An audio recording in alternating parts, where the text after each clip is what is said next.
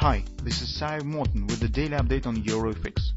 I post my exclusive market overviews with the key political and economical events, charts and important levels on the ForexPeaceArmy.com forums weekly. This short video is a response to rapidly changing situation on the currency markets and should help you to stay on top of the game and be profitable. I suggest you to visit ForexPeaceArmy.com forum and read my analysis for the week before watching this daily video.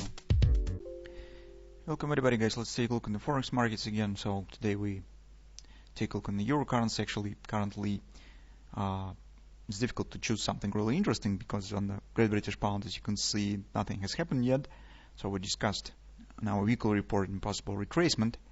But yes, the market has dropped a bit more, but stand in the range of the Friday. So actually, that brings nothing new to our analysis. We're still watching for a pullback, but in general, overall situation stands bearish on the Great British Pound, and we're considering possible taking the position on the downward continuation.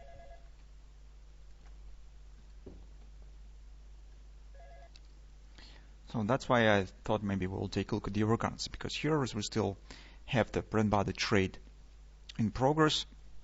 The market keeps chance on possible A, B, C, D retracement here, but still it stands at the point that actually very close to invalidation point, near the possible destruction of the overall, let's call it as a bullish setup here. But in general, as you can see, market has dropped directly to the 618 support, shows the first bounce here. Well, theoretically, it could be some kind of the A, B, C, D retracement. So here is what we will keep an eye on today. So if you have taken the position here, some long position, you could just move stops to the break-in and see what will happen.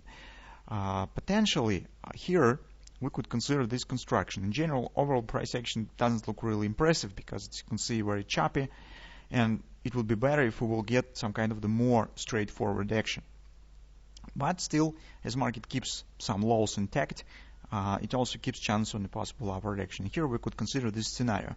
Currently, guys, the C point is very important, some kind of the vital point, and if market somehow will start dropping and taking out of the C point, well, that significantly increased the chance on the downward continuation, especially on the background on the action on the cable, where we also wait for possible downward action. So that's why here market should keep this, let's call it trend line, something that's on here. To the upside, we have different extensions. So for example, you could consider this extension A, B, C bottom. In this case, you will see market has completed OP right here, right in the confidence resistance, 1227, shows the pullback. The XOP stands right here in agreement with the 113.26 area, which is the potentially the target of the bread and butter, which is should be 618 retracement on the whole downward action. But taking in consideration some really weakness on the market, I would better considering these kind of actions, A, B, C bottom,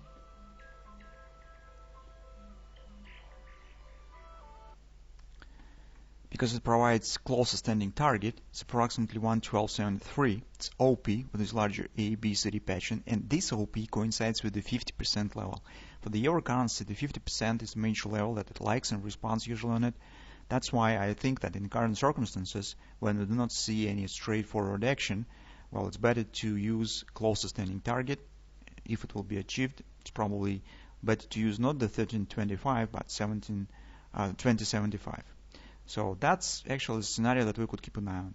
If somehow market will drop below the C point, well, in this case it will be really high chance that overall bread and butter probably will not work, and chance on the further downward action will increase.